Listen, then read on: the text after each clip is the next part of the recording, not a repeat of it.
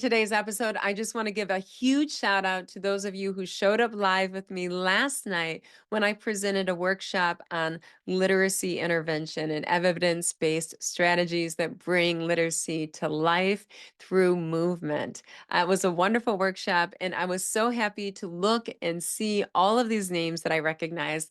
I saw so many of my SIS members there. If you missed that workshop, don't despair. The good news is that for speechpathology.com, I am going to be presenting a 2-course workshop January 7th and January 9th of 2025, and it is going to be crazy good. And the reason it's going to be so good is because I've been working on this for months, and it's got a lot of the very latest research. We are going to be right on the frontier innovating practice, and we are going to do something different when it comes to treating developmental language disorder to optimize outcomes. And I'm going to give you a hint, we're going to be using narrative interventions to do so. It's going to be an incredible workshop. There's going to be a lot of hot off the press research from 2024 that is really going to challenge you to do something different when it comes to literacy and language intervention and speech therapy. You're going to love it. You don't want to miss that. Okay, but if you were there last night, I saw you there, and I appreciate you there, and I appreciate you innovating practice with me at the drawing board. So let's dive into today's topic. This is a great one. We're going to talk about 10, I'm going to call them gestalts. And by gestalts, I just mean 10 kind of chunks of language that you can repeat over and over and over and over again when you're working with children with autism or even children with developmental language disorder who are Gestalt language processors. And what's going to happen is giving them the repetition of these phrases will empower them because these phrases are kind of like core vocabulary words. There's something that's used very often, and it's something that has a very good social coverage and very good practical coverage in getting goals accomplished. So, and it's not just about requesting, it's about using communication for a variety of purposes. So I'm excited to share with you my top 10 gestalts. And what I would do with these is I would put these in print on sentence strips. I would model these repeatedly over and over and over again because I know that this is language that's going to have a lot of coverage for these children. And if they master these phrases, these gestalts, like I'm going to say these sentences, then they're going to be able to accomplish so much more. It's kind of like when you go to another country and you learn things such like how much does this cost or where is the bathroom, things that are very pragmatic and very practical that you're able to get a lot accomplished knowing. Or for instance, saying hello and thank you and goodbye or where is something.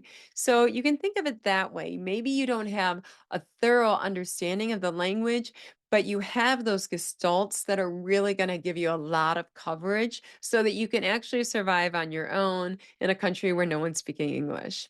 So these are the top 10. I am natural language acquisition trained and know that I do not adhere to one single approach. Intervention is an all of the above paradigm. That's best practice. And what I do is I follow the Bhagavad Gita. In the Bhagavad Gita, there's a quote which says, "Live life like a swan, swallow the milk that nourishes you and spit out the dirt."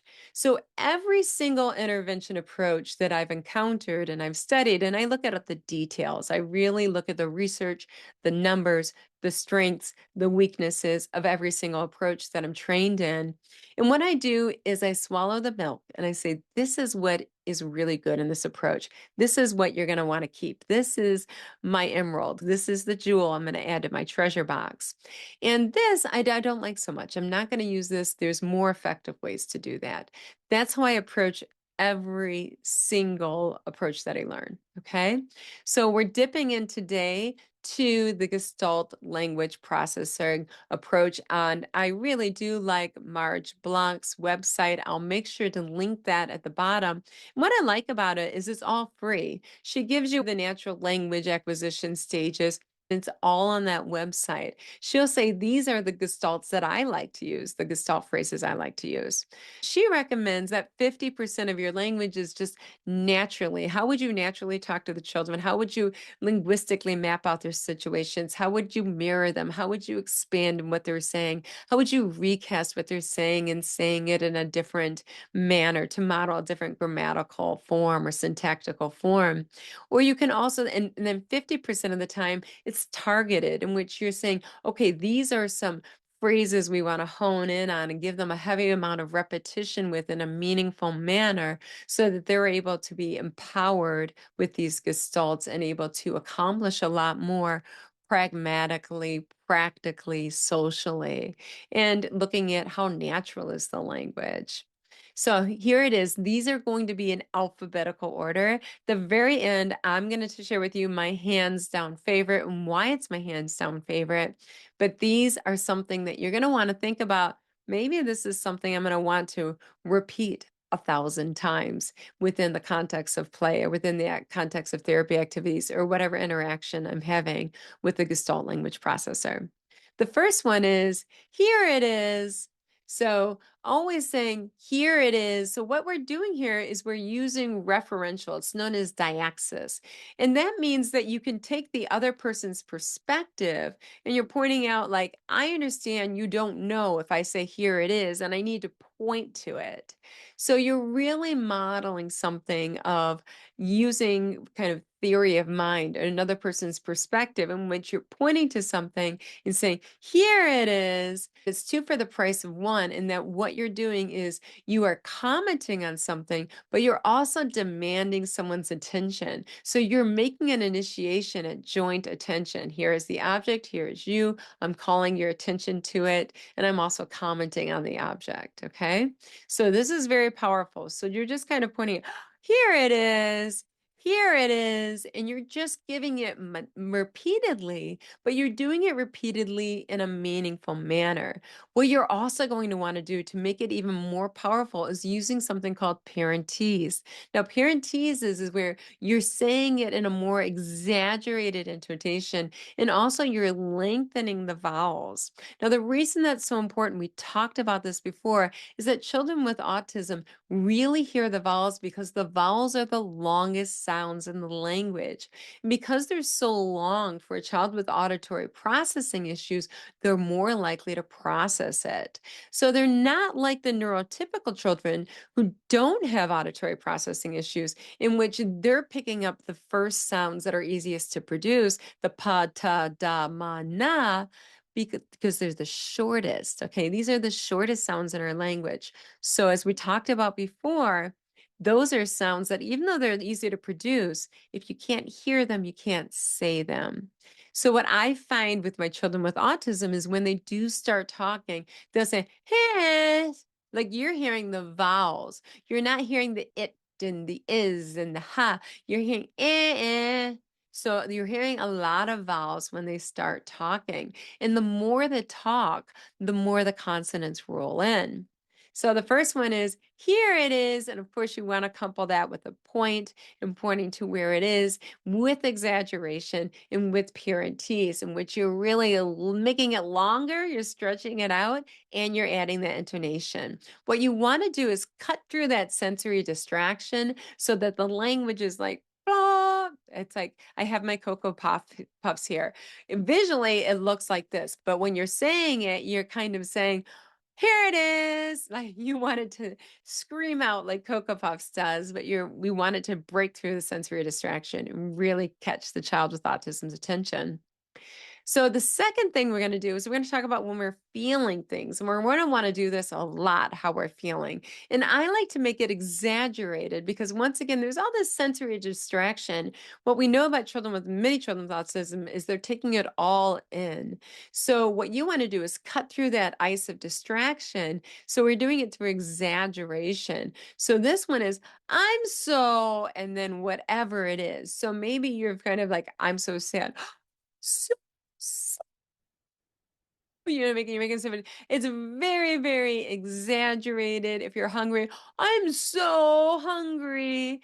So you're really just saying, I'm so So you're just exaggerating whatever that feeling is. So we don't say, I feel hungry, I feel sad. That's not natural. But we do say, I'm hungry, I'm sad.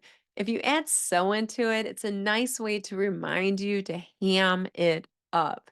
Because once again, like they're taking it all in and you just want to Cocoa Puff and break through it. So for those of you that are, I have it on YouTube. I'm showing you my box of Cocoa Puffs. But those of you who are listening to the podcast, they know what they're doing. They spent probably $1 million to make the font this big, this obnoxious, to really stand out in a sea of distraction when you go to that grocery store. That's what you want your language and facial expression and intonation to do. You want it to cut through that thick ice of sensory distraction.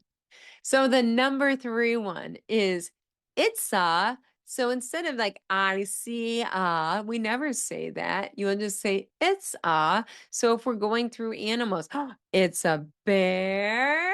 It's in the it's and it's you're labeling the nouns, right?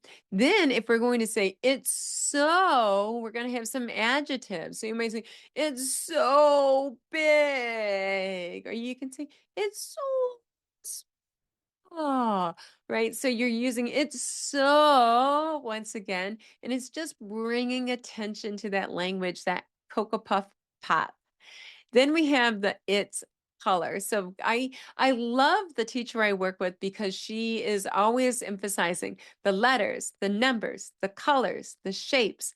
And what we know from the research is that children with autism have exponentially a greater interest in letters, colors, and shapes at 30 months of age. What we want to do is we want to capitalize on that, and we want to build consistency. So many of the children I work with her, I give her total credit. Their first words, letters, numbers, colors, shapes. How often does she go through that? Every single day, 5 days a week, she goes through that routine. Of course, she covers it multimodally with exaggerated speech. You have the print, you have the visual, you have the gestures, you have the exaggeration, you have the objects. It's multimodal, it's multisensory. So it's a color. So what's happening with these children is they get consistent. And when they get consistent, something special happens in the brain in which you're getting consistency and complex motor movement. You're building these pathways on a consistent basis. When that happens, look out. All of the other words rush in. It's like you've opened the floodgates when you have consistency, and all of these words from the natural environment quickly built into the child's vocabulary. So like I said, if you like letters or numbers, I'm all for it. Go for the letters and numbers. That's how we're going to open the floodgates. Okay. So now let's look at the next one. This is instead of saying my turn, which I don't see a lot of people saying my turn, your turn, his turn, her turn. What we do say, we say, let me try. So I like the one, let me try, let me try, let me try. So just trying that out, I think that that's a really catchy one. And I've heard a lot of my children use that Gestalt, and it sounds very natural and very social. The next one is let's in the verb. So we know from the research that using a variety of specific action verbs is really, really great. So here we're using let's. So we're going to say like, let's jump. All right, let's dance. All right, let's, whatever the verb is, we're going to put let's in front of it. Let's eat. Okay. So let's go to the next one. This one is look at. So when I first started, perhaps 10 years ago, I used to use I want on the PECs. I mean, not 10 years ago, more than 20 years ago. When I started and I used the picture exchange communication system, I would use the I want sentence strip. When I changed that to look at, the children invariably, their first word was look at, and it was coupled by a point. William LaBeouf said, language is very powerful and it's a container of thought. And by saying look at, it really fostered, everything else was the same, but it fostered the children asking for joint attention, asking for the person's attention, and then they get their attention and they're drawing them to the activity. So you're asking for someone's attention instead of asking for an object. When you say, I want, very powerful. I swear with that is you're going to get a couple point, which you're not going to get with the I want. And you're going to get a lot more social language, which leads to better outcomes later on. It's a big switch. If you're using I want you to give it a try, change out that sentence strip to look at, and then email me and tell me how it goes because I love to hear good news. All right, the next one we have is there it is. Now, once again, we talked about here it is, there it is. We tend to say what is a little bit further away, like it's over there. There it is. That's another one in which you're using someone else's perspective and you're coupling that point. You're asking for their attention. You're also commenting on something. It's very powerful socially. So that's something that you want to focus on modeling. You're going to give it to them repeatedly and meaningful, engaging experiences. You're going to do it with a high level exaggeration using parentese. And parentese is where you stretch that language out by your lengthening the vowels and you're increasing the intonation. Now, something to know about this, parentese is not caveman talk. Children with autism do not benefit from you saying cargo, these two-word utterances in which you break it down. And the reason they don't benefit is that's not how they talk. Children with autism, longer is better. The research is showing that parents who speak in longer, more complex utterance to the child with autism get better gains. Parents that use diversity and vocabulary get better gains. What I'm showing you today is these are like those carrier phrases that can really give a lot of coverage for a child with autism for multiple social purposes, for multiple practical purposes. So this is power, it's also socialization. So let's look at the next one. We're going to, so that's a great transition. So it's like instead of we're going on a bear hunt, we're going outside. We're going to the sensory motor room. We're going to speech. So it's just a natural way of saying what's going to happen next. So this is a great carrier phrase to emphasize and to use over and over and over again. And then it's going to make sense when they're using it. It's going to have it's a nice way to socially communicate what you want to do instead of just wandering off, right? Let's look at the next one. What's that? With what's that, there you're asking for joint attention because you're asking a question for information. What's that? What I like to do with what's that is I like to take an object. So here I have my easy button because I like to make everything easy. And I'll put it up and go, oh, what's that? So you're really emphasizing it. It might be under your bone cover and really pull it up like it's like a magic big jewel. Oh, what's that? So you have all of that incredible exaggerated intonation. You can put it in your hands and put it up and reveal it and ask it. So it's a really great way in that not only are you getting joint attention because you have an object, you're asking for someone else's attention, it's also a way to get information. So this is a really powerful carrier phrase. And the next one is where are. So that's an indirect way of requesting. So I love it when my kids come into therapy, they want their trains, and instead of saying, I want trains, they say, where are the trains? Where are the dinosaurs? Where are the Legos? Really natural way of requesting things. So when it comes to requesting, why not ask, where is it or where are they? Okay, so that's a great way to model indirect request. So those are my top 10. And I told you early on, I'm going to share with you my absolute favorite. And if I haven't kind of hinted at it already, it is definitely look at. So look at was just such a game changer when I just made that simple change. And I think the reason it's so powerful for me is as a researcher, I like to do A/B split testing in which I only change one tiny little variable and I see what is the impact of doing that. And what I found is when I changed that I want to look at, I had so much more socialization. And the very first word the children used was look, look. Look, they're pointing out the window. They're pointing things here. They're pointing things there. They didn't want the things. They wanted to, it was just their kind of way of saying, I am here with you in this world and I want to share it with you. And I want to share with you what I'm seeing and what I'm observing. And I want you to comment on it. It's so powerful. And I didn't do anything different. I just changed the words on the sentence strip. So that is something that I'm going to stand by as like, this is a must do. And I'd love to hear what happens when you try this experiment in your own practice in changing the I want sentence strip to look at. So those are the top 10. Thank you so much for being here with me today. It means so much to me. And once again, those of you, I saw your names that were there with me last night. Thank you so much for being with me at the ASHA Division 1 workshop that I was giving on literacy. If you missed that, from what I understand, there's a recording and they're going to be sharing the recording. And hopefully you can catch that. And if you're not able to catch that, I will see you at speechpathology.com January 7th and January 9th. I promise you, you do not want to miss that. That is going to be so good. So that said, it's time to roll up your sleeves and make the world a better place, one child at a time. You will always be first.